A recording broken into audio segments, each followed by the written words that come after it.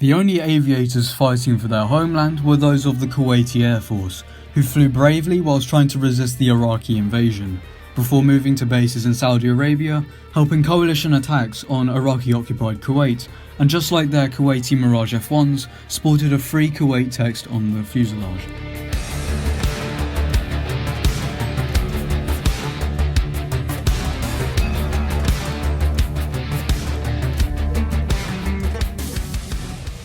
The Douglas A-4 Skyhawk was used by the Americans in Vietnam as a naval-based ground attack aircraft, nicknamed the Scooter. The A-4 also found itself in several other conflicts around the world, from Falklands to the Gulf War. It is still operated by several air forces, and I was able to see one at Riyadh 2022, a heavily modified Top Aces aggressor aircraft. The Kuwaiti Air Force had received 36 ex-US Navy A-4s in the 1970s, and were designated the A-4KU and the TA-4KU. The A-4 was a very capable ground attack aircraft, sporting high landing gear for increased ordnance options. Mark 83 Snake Eyes were the most common bomb used by the Kuwaiti A-4s, whose pilots ended up flying roughly 18 to 24 sorties per day. Now to the invasion. The Kuwaitis knew that the Iraqis were preparing for an invasion, as their balloons fitted with cameras could see deep into Iraq, where they could see armoured vehicles and supplies near the border. Eventually, on the 2nd of August, they would advance into Kuwait. The Iraqis had delayed their air attacks by a few hours, allowing a pair of A-4s to strafe an armoured column of the Iraqi Republican Guard. They managed to destroy a number of vehicles. Kuwaiti reports say that 3 Iraqi Mi-8 HIPs were shot down on the same day. This here is the DCS A-4 mod. There's a link in the description for it. They even included a Kuwaiti A-4 livery, which was very much appreciated.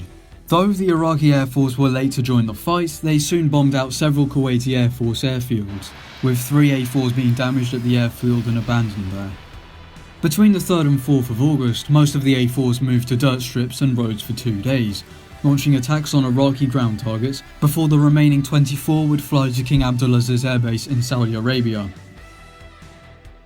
Ahmad al-Jabba Air Base was overrun on the 4th of August, with 1 A-4 crashing on night departure and 4 more destroyed by the Iraqis.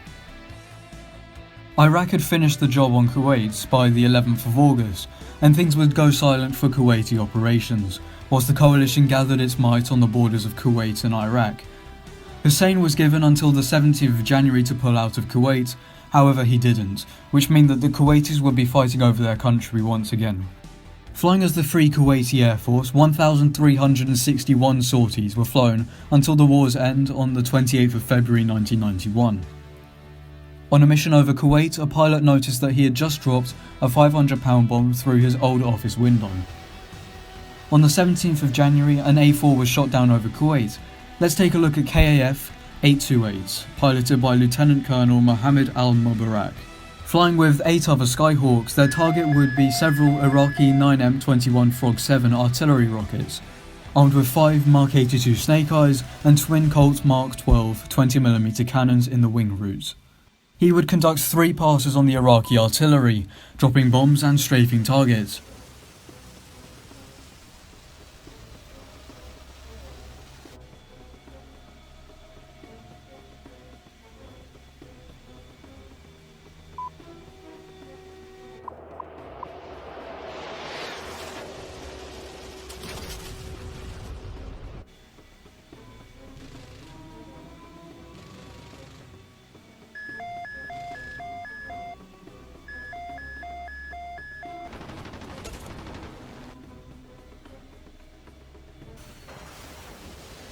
Mubarak would lose all control input, sending his aircraft into an uncontrollable spiral.